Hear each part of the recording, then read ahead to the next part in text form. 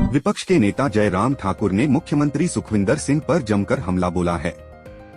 बीते कल मुख्यमंत्री के बिजली सब्सिडी छोड़ने के फैसले पर जयराम ठाकुर ने कहा कि चुनावों के दौरान 300 यूनिट फ्री बिजली देने की गारंटी देने वाले सब्सिडी स्वेच्छा से छोड़ने की बात कह रहे हैं। इससे साफ है कि कांग्रेस सरकार झूठी गारंटियों के सहारे सत्ता में आए हैं। मित्रों, वर्ष 2024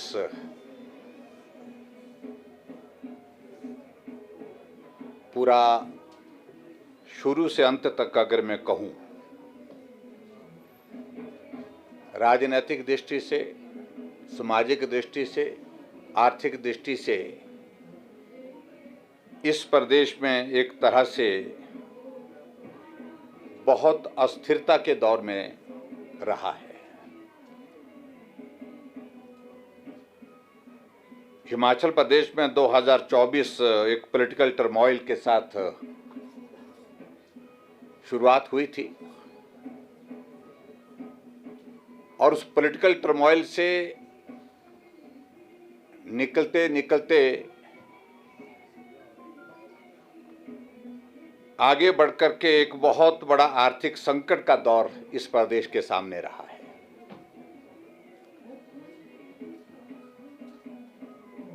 और उस दृष्टि से मैं कह सकता हूं कि हिमाचल प्रदेश ने शायद कभी भी इस प्रकार का एक साल का कार्यकाल, जो बहुत बड़ी अस्थिरता के दौर में से राजनीतिक आर्थिक तौर पर देखा हो। और हिमाचल प्रदेश में जो सरकार का काम करने का तौर तरीका रहा है,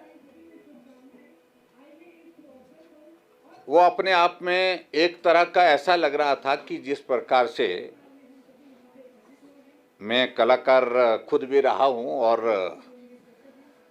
कलाकारों के प्रति मेरा सम्मान है, जो जसपाल भट्टी का एक शो होता था उल्टा पुल्टा, वर्तमान सरकार का ये पूरा एक साल का कार्यकाल लगभग उसी तरह से जसपाल भट्टी की वो उल्टा पुल्टा की जो एक सीरियल चलता था उस तरह से गुजरा है।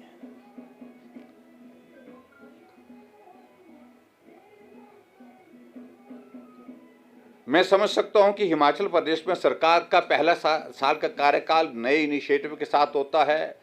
अगर अनुभव की कमी है तो कुछ गलतियां भी हो जाती हैं, लेकिन दूसरा साल का कार्यकाल में परिपक्वता आती है, फैसला लेने में, काम करने में, और उसमें इफेक्टिवनेस भी आती है, यानी कि प्रभाव भी एक सरकार का दिखता है काम करने के।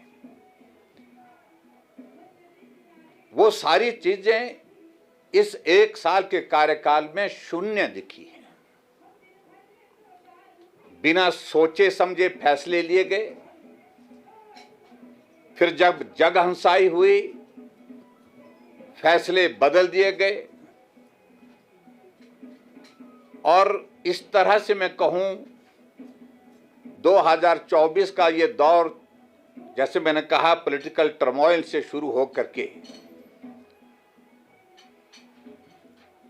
हिमाचल प्रदेश में टॉयलेट टैक्स के दौर में से होकर के।